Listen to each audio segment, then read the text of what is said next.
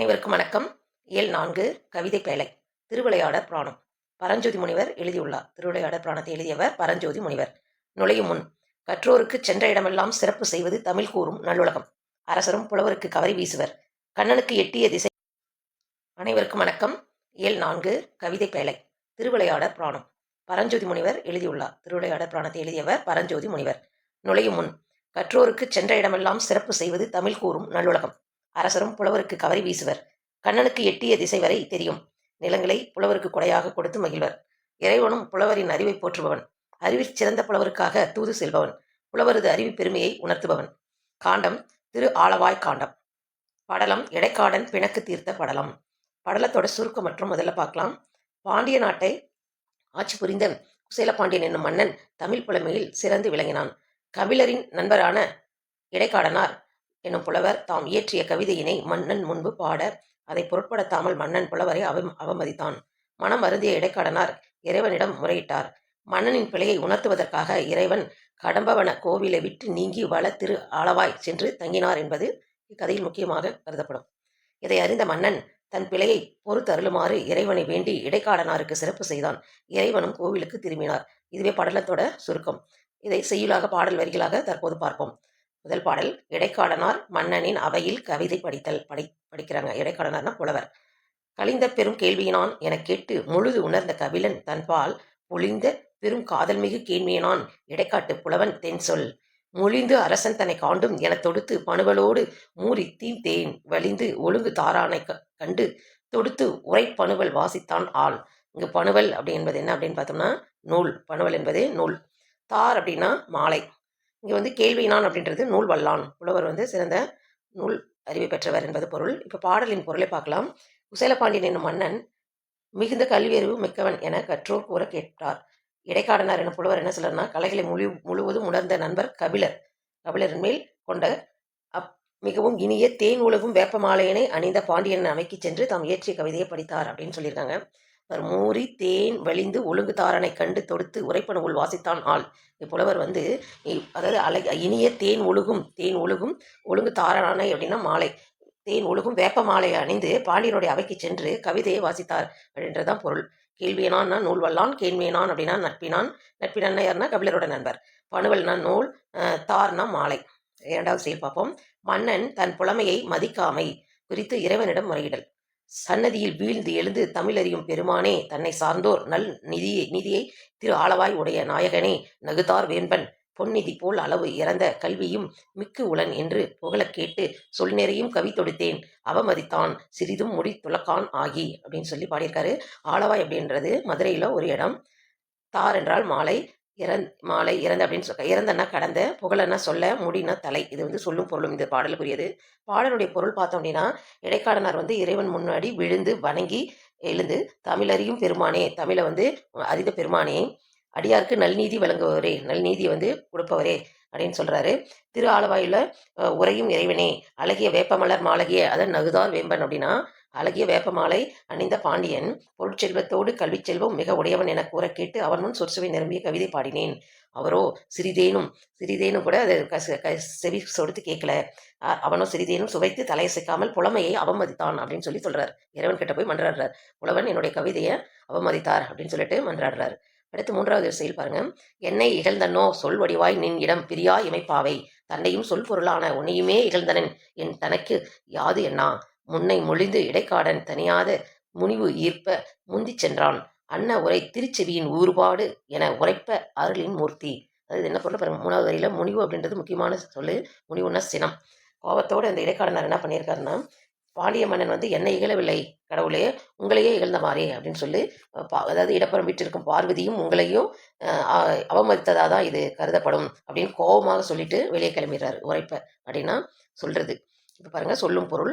ஒளிந்து அப்படின்னா கூறி அப்படின்னு அர்த்தம். முனிவு என்றால் சினம். உரைப்பன்னா கூரை. இந்த மாதிரியான ஒரு இதை சொல்லிட்டு வேகமாக புலவர் அந்த கோயிலை விட்டு போயிடுறாரு. அப்போ கடவுளுக்கு என்ன தோணுது அப்படின்னா, இப்போ இறைவன் கோவிலை விட்டு நீங்குதல், அதாவது நல்ல செவியில் படுற மாதிரியான வார்த்தைகள்லாம் சொல்லி போயிட்டதுனால கடவுள் என்ன நினைக்கிறாரு அப்படின்றத அடுத்த பாடல். போன இடைக்காடனுக்கும் கபிலனுக்கும் அகத்து வகை பொலியுமாற்றான் ஞானமயமாகிய தன் இலிங்கவரு மறைத்து உமையாம் நங்கையோடும் வானவர்த்தம் பிரான் எழுந்து புறம் போய்த்தன் கோவிலின் நீர் வடபால் வையை அதாவது வையையான நதி தென்பாலோர் ஆலயம் கண்டு அங்கு இனிதன் அமர்ந்தான் மன்னோ. கடவுள் என்ன நினைக்கிறாருன்னா, இடைக்காடனாருக்கும் அவருடைய நண்பருக்கும் கபிலனுக்கும் அவருக்கும் உதவி செஞ்சாகணும் அப்படின்னு சொல்லி இது பண்ணி அவங்களுடைய மன மகிழ்ச்சியை தர நினைத்தார் கடவுள் அப்படிங்கிறது பொருள். ஞானமயமாகிய இந்த இடத்த விட்டுட்டு அதாவது கோயிலை விட்டு வெளியேறி வடக்கே வைகை ஆற்றின் தென்பக்கத்தில் வடக்கே வடபால் வைகை ஆற்றின் தென்பக்கத்தே ஒரு சின்ன கோவிலை உருவாக்கி அங்கே சென்று இருந்தாராம் இறைவன். தன் தேவியோடு அங்கே போயிட்டார் அப்படின்றது இதுக்கான அர்த்தம். சொல்லும் பொருளும் பார்த்தீங்கன்னா, அகத்து உவகை அப்படின்னா மனமகிழ்ச்சி, அவங்களுக்கு மனமகிழ்ச்சி தரணும் அப்படின்ற அர்த்தத்தோடு கிளம்புறாங்கன்றாங்க. வானவர்னா தேவர். கோவிலை விட்டு நீங்கிய காரணம் அறியாது மன்னன் இறைவனை வேண்டுதல். கோயிலை விட்டு போனதுக்கான காரணம் தெரியாம மன்னன் என்ன நினைக்கிறாருன்னா, போய் இறைவன் கிட்ட கேட்கிறாரு. என்ன அப்படின்னு பார்ப்போம். அல்லதை என் தமரால் என் பகைஞரால் கல்வரால் அரிய காணத்து எல்லை விலங்கு ஆதிகளால் இடையூறு தமிழ்நாட்டில் எய்திற்றாலோ தொல்லை மறைவர் ஒழுக்கம் குன்றினரோ தவம் தருமம் சுருங்கிற்றாலோ எல்லாரனும் துறவரனும் பிழைத்தனவோ யான் அணியேன் எந்தாய் எந்தாய் அப்படின்ற செயல் வடியில அவர் இறைவன் கிட்ட கேட்கிறாரு மன்னன். இப்படியெல்லாம் கேட்கிறாருன்னு பொருள் பார்ப்போம். சொல்லும் பொருள் பாருங்க. தமர்னா உறவினர், ஆதிகளால்னா முதலியவற்றால், தொல்லைகள்னா தொன்மையான அப்படின்னுலாம் சொல்றாங்க. பாடலின் பொருள் பாருங்க. இறைவன் என்னால் என் உறவுகளால் என் பகைவரால் கல்வரால் காட்டிலுள்ள விலங்குகளால் தமிழ்நாட்டில் தங்களுக்கு இடையூறு ஏற்பட்டதா அப்படின்னு மன்றாடி கேட்கிறாரு இறைவன் கிட்ட மன்னன். மறையவர் நல்லொழுக்கத்தில் குறைந்தனரோ தவமும் தருவமும் சுருங்கியதோ இல்லறமும் துறவரமும் தத்தம் நெறியில் இருந்து தவறினவோ எமது தந்தையே எனக்கு தெரியவில்லையே என்று பாண்டிய மன்னன் இறைவன் கிட்ட வேண்டி கேட்கிறாரு. அதற்கு இறைவனுடைய பதில் என்னன்னு பார்ப்போம். 6வது செயல். ஓங்கு தன் பனைசூழ் நீப வனத்தை நீத்து ஒருபோதேனும் நீங்குவம் அல்லேம் கண்டாய் ஆயினும் நீயும் வேறு தீங்கு உலை அல்ல காடன் செய்யலை இகழ்தலாலே ஆங்கு அவன் இடத்தில் யாம் வைத்த அருளினால் வந்தேம் என்ன அப்படின்னு சொல்லி பதில் சொல்றாரு இறைவன். தன்பனை அப்படின்னா குளிர்ந்த வயல், நீபவனம் அப்படின்றது கடம்பவனம், அவர் இருந்த கடம்பவனம். நீத்துனா விடுத்து வந்ததை பத்தி சொல்றாரு இறைவன். இறைவன் மன்னனிடம் என்ன சொல்றாரு பொருள் பார்ப்போம். சிறந்த குளிர்ந்த வயல்கள் சூழ்ந்த கடம்பவனத்தை விட்டு ஒருபோதும் நீங்க மாட்டோம். இடைக்காடனார் பாடலை இகழ்ந்த குற்றம் தவிர வேறு குற்றம் உன்னிடம் இல்லை மன்னா அப்படின்னு சொல்லி சொல்றாரு. இடைக்காடனாருடைய பாடலை இடைக்காடன் செய்யல இகழ்தலாலே நாங்கள் அங்கிருந்து வந்தோம் அப்படின்னு சொல்லி பதில் சொல்றாரு. அதுக்கு மன்னன் என்ன பண்றான்னு பார்ப்போம். மன்னன் தன் பிழையை பொறுத்து அருளுமாறு இறைவனிடம் வேண்டுதல். தன்னுடைய பிழையை மன்னிச்சுக்கோங்கன்னு இறைவன் கிட்ட கேட்கிற மாதிரி இந்த பாடல். பெண்ணினை பாக கொண்ட பெருந்தகை பரமயோகி பின்னிடை மொழிந்த மாற்றம் மீனவன் கேட்டுவானோர் புண்ணிய சிறியோர் குற்றம் பொறுப்பது பெருமையன்றோ எண்ணிய பெரியோர்க்கு என்ன ஏத்தினான் இறைஞ்சினானே அப்படின்னு சொல்லி கேட்கிறாரு. மாற்றம்னா பதிலுரை, மீனவன்னா பாண்டிய மன்னவன், இறைஞ்சிதல்னா பணிந்து வேண்டுதல் அப்படின்றது சொல்லும் பொருள். இது பாடலுக்கான பொருள் பார்ப்போம்.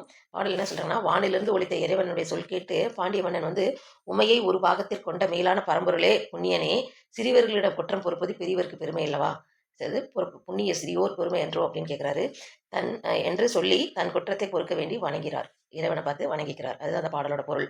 அடுத்தது மன்னன் புலவருக்கு மரியாதை செய்தல். என்ன பண்றாரு அப்படின்னு பார்ப்போம். விதிமுறை கதலி பூகம் கவரிவாள் விதானம் தீபம் புதியதோர் நிறைநீர் கும்பங் கதலிகை புனைந்த மன்றல் கதிர்மணி மாட தம்பூர் சேக்கை நீர்கற்றோர் சூழ மதிப்புனை காடன் தன்னை மங்கள அணிசை தேற்றி அப்படின்னு சொல்லியிருக்காரு. சொல்லும் பொருள்னா கதலி அப்படின்னா வாழை, பூகம் அப்படின்னா கமுகு, கவரினா சாமரை. சாமரைனா என்ன அப்படின்னா கவரிமாவின் முடியில் செய்த விசிறியாகிய அரச சின்னம். அதுதான் சாமரைன்னு சொல்றோம். விதானம்னா மேற்கூரை. விதானம்ங்கிறது கதலிகைனா கொடி, சேக்கைனா இருக்கை. சேக்கை இருக்கை ரொம்ப முக்கியமான வார்த்தை. இதோட 8வது பாடலோட பொருள் பார்த்தோம் அப்படின்னா, மன்னனது மாளிகை எப்படி இருக்கு அப்படின்னு சொல்லியிருக்காங்க. மன்னன் புலவருக்கு மரியாதை செய்கிறாரு. அப்ப மன்னனுடைய மாளிகை பத்தி ஒரு பாடல். வாழையும் கமுகும் சாமரையும் வெண்ணிற மேல் விதானமும் விளக்கமுடையது. அன்றளர்ந்த மலர்களால் தொடுத்த மாலை இருந்தது. பூரண கும்பம், கொடி ஆகியவற்றால் ஒப்பனை செய்யப்பட்டதாம். அன்று புலவர்களுக்கு மரியாதை செலுத்தும் போது அவர்களுடைய மாளிகையெல்லாம் அப்படி இருந்தது அப்படின்னு ஒப்பனை பாடல் அது. அங்குள்ள புலவர்கள் சூழ அறிவை அணிகலனாக பூண்ட இடைக்காடனார் மங்களமாக ஒப்பனை செய்து பொன் இருக்கையில் விதிப்படி அமர்த்தினானோம். அப்பதான் புலவர்களை கூப்பிட்டு அந்த மாதிரி மாளிகையெல்லாம் ஒப்பனை செய்து கூப்பிட்டு இருக்கையில் அமர்த்திருக்காரு. 9வது பாடல் பார்த்தீங்கன்னா, மன்னன் புலவரிடம் மன்னிப்பை வேண்டுதல். மன்னன் புலவரிடம் எப்படி மன்னிப்பு கேட்கிறாங்கன்ற பாடல். இது மனப்பாட செயல் 10ஆம் வகுப்புக்கு. புண்ணிய புலவீர் யான் இப்பொழுது இடைக்காடனார்க்கு பண்ணிய குற்றமெல்லாம் பொறுக்க என பரவித்தாழ்ந்தான் நுண்ணிய கேள்வியோரும் மன்னனி நுவன்ற சொல்லாம் தண்ணிய அமுதால் எங்கள் கோபத்தி தனிந்தது என்ன அப்படின்னு சொல்லி அவர் 2 வரி மன்னன் அவங்கக்கிட்ட இறங்கி மன்னிப்பு கேட்குற மாதிரியும், புலவர்கள் அதை மன்னித்து ஏற்று அது கோபம் தணிந்ததாகவும் இந்த பாடல் சொல்றதுனால முக்கியமான வரிகள் மனப்பாட பாடலாக இருக்குது. பாண்டியன் என்ன சொல்லணும், புண்ணிய வடிவான புலவர்களே நான் இடைக்காடனாருக்கு செய்த குற்றத்தை பொறுத்து கொள்ள வேண்டும் என்று பணிந்து வழங்கினானோ. நுண்ணிய கேள்வி அறிவுடைய புலவர்களும் மன்னா நீ கூறிய அமுதம் போன்ற குளிர்ந்த சொல்லால் எங்கள் சினமான தீ தணிந்தது என்று சொல்லி முடிக்கிறாங்க. சொல்லும் பொருளும். நுவன்ற அப்படின்னா கூறிய, தண்ணியன்னா குளிர்ந்த, அடுத்தது என்ன அப்படின்னா அசை சொல். சரிங்களா. அடுத்தது பாடலும் பொருளும் கூடவே சொல்லிட்டு வந்துட்டதுனால நம்ம இலக்கண குறிப்புக்கு போகலாம். இலக்கண குறிப்பு. கேள்வியனான் அப்படின்னா கேள்வியின் ஆண் இன் வினையாள் அணையும் பெயர். காடனுக்கும் கபிலனுக்கும் இம் வெளிப்படையாக வந்ததுனால என் உண்மை. சரிங்களா? அடுத்தது பகுபத உறுப்பிலக்கணம். தனிந்தது அப்படிங்கிறது தனி கூட்டல் இந்துக்கு பாருங்க இத்து கூட்டல் இந்துன்னு தான் பிரிக்கணும். அடுத்தது தாவு இத்து கூட்டல் ஆ து அப்படியே வந்திருக்கு. சரிங்களா? தனினா பகுதி, இத்துனா சந்தி. அந்த இடத்துல இந்தானது விகாரமா தான் சந்தியை கொடுக்குது. இறந்த கால இடைகள் இத்து கூட்டல் ஆள வருது. ஆங்கிறது சாரியை.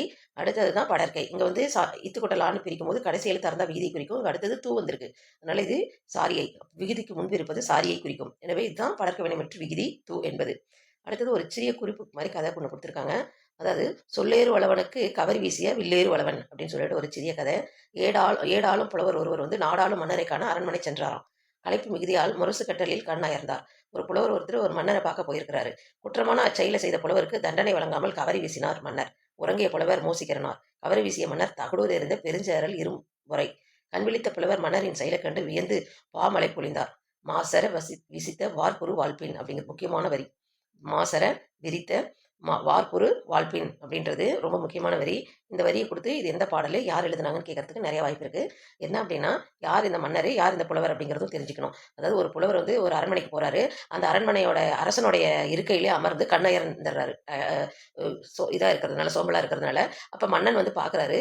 புலவர் நம்மளுடைய இருக்கையில இருக்கிறாருன்னு பார்த்தோம். அவர் கோவப்படலை. அதான் மோசிக்கிறனார். உறங்கிய புலவர் மோசிக்கிறனார். மன்னர் யாருன்னு பார்த்தோம்னா தகடூர் எரிந்த பெருஞ்சேரல் இரும்பறை அப்படிங்க. அந்த மன்னர் இவர் மேலே கோவப்படாம போயிடுறாரு. எப்பயுமே யார் ஒருத்தருமே இகழ்ந்தவர் இல்லை அப்படின்ற பாலிசியில் அவர் போறாரு. அதை பார்த்த புலவர் மாமலை பொழிகிறாராம் அவரை பார்த்து. ஐயோ மன்னன் இப்படி நம்ம மேலே எதுவும் வருத்தப்படலையேன்னு. அதை மாசர விசித்த வார்ப்புரு வல்பின் அப்படின்றது புறநானூற்று பாடல். இது இந்த கதையை குறிக்கிறது. இந்த மன்னன் கதையோடு இந்த சிறுகதையை கொடுத்துருக்காங்க. இந்த லைன் அந்த செய்யுள் லைன் ரொம்ப முக்கியமானது. இப்போ பார்த்தீங்கன்னா திருவிளையாடற் புராணம் எழுதிய பரஞ்சோதி முனிவர் பற்றி பார்ப்போம். பரஞ்சோதி முனிவருடைய நூல் குறிப்புல 3-4 கேள்விகள் முக்கியமானதாக இருக்கு. முக்கியமாக படிச்சுக்கணும். பரஞ்சோதி முனிவர் இயற்றிய திருவிளையாடற் புராணம் விரிவும் சிறப்பும் கொண்டது. என்னன்னா இந்நூல் மதுரை காண்டம், கூடற் காண்டம், திருவாலவாய் காண்டம் என்ற 3 காண்டங்களும் 64 படலங்களையும் உடையது. 3 காண்டம் 64 படலம். பரஞ்சோதி முனிவர் திருமறைக்காடு வேதாரண்யம் என்ற ஊரில் திருமறைக்காட்டில் பிறந்தவர். 17ஆம் நூற்றாண்டைச் சேர்ந்தவர். அடுத்தது இவர் எழுதிய நூல்கள் பார்த்தீங்கன்னா வேதாரண்ய புராணம், திருவிளையாடல் போற்றி கலிவெண்பா, மதுரை பதிற்று பத்தந்தாதி. அவர் எழுதிய நூல்களை கூடுதலாக தெரிஞ்சுக்கணும். முதலியன இவர் இயற்றிய வேறு நூல்களாகும். பார்த்தீங்கன்னா திருவிளையாடல் புராணம் எத்தனை காண்டங்களை உடையதுன்னு கேட்கலாம். திருவிளையாடல் புராணம் எத்தனை படலங்களை உடையதுன்னு கேட்கலாம். எந்த நூற்றாண்டை சார்ந்தவர்னு கேட்கலாம். இவர் எழுதிய மேலும் நூல்களை கொடுத்து கேட்கலாம்.